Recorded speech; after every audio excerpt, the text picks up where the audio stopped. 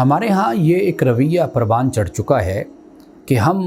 ہر بری بات اور برے کام کا ذمہ دار دوسرے کو ٹھہراتے ہیں،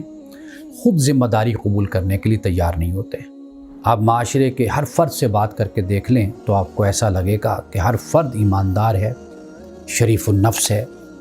اور وہ کسی کا حق نہیں کھاتا۔ تو پھر سوال یہ پیدا ہوتا ہے کہ ہمارے معاشرے میں جو فساد ہے، اضطراب ہے، بے چینی ہے، پھر یہ کہاں سے آتی ہے؟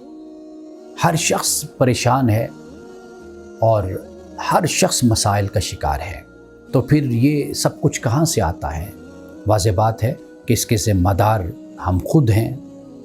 اس لیے کہ ہمارے معاشرے میں یہ جو رویہ ہے کہ ہم خود اپنی اصلاح کی طرف متوجہ نہیں ہوتے، بلکہ ہر بات کا ذمہ دار ہم دوسرے کو ٹھہراتے اور وہ ذمہ داری دوسرے پر ڈال دیتے ہیں۔ یعنی حکومت ذمہ دار ہے، ریاست ذمہ دار ہے،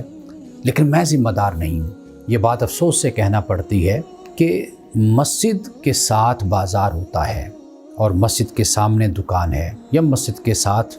ہمسائیگی میں دکان ہے، 5 وقت نماز بھی پڑھی جا رہی ہوتی ہے، اور پھر نماز کے ساتھ ساتھ پھر یہ بھی ہوتا ہے کہ دکان پہ بیٹھ کر مصنوعی مہنگائی کے ذریعے سے مال اور دولت کو جمع بھی کیا جاتا ہے۔ تو سوال یہ پیدا ہوتا ہے کہ وہ حدود جو میرے فرائض سے متعلق ہیں، ان میں تو نہ ریاست کا عمل دخل ہے نہ حکومت کا،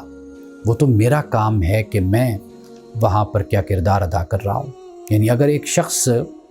دکاندار ہے تو اسے حکومت اور ریاست تو نہیں کہتی کہ تم مہنگائی کرو یا 2 نمبری کرو یا جھوٹ بولو یا ملاوٹ کرو، اس کا ذمہ دار تو وہ خود ہے۔ تو لہٰذا ہمیں اس بات پہ توجہ دینی چاہیے کہ بحیثیت فرد، سٹیزن، میری کیا ذمہ داریاں بنتی ہیں، کیا وہ میں ذمہ داریاں اپنی ادا کر رہا ہوں یا نہیں۔ آپ دیکھیے کہ کل قیامت کے دن اللہ سبحانہ و تعالیٰ کی بارگاہ میں جب حاضری ہوگی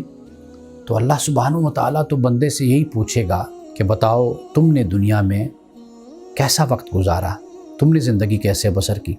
وہاں پر یہ ایکسکیوز، یہ بہانہ اور یہ وجہ تو بیان نہیں کی جا سکتی کہ مولا میں اس لیے اچھے کام نہ کر سکا کہ میری یہ مجبوری تھی یا میرا یہ مسئلہ تھا